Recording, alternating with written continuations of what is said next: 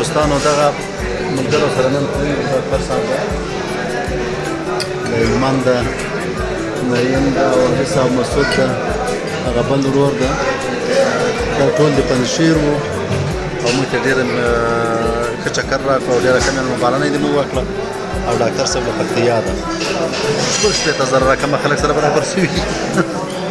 خو دا ښه ده چې په وطن کې امن ده او ستونزې نشته، مشکلات نشته، الله تعالی دې مشکلات نه راولي. نو په چکر راوتلي د شمال طرف ته له خیره سره.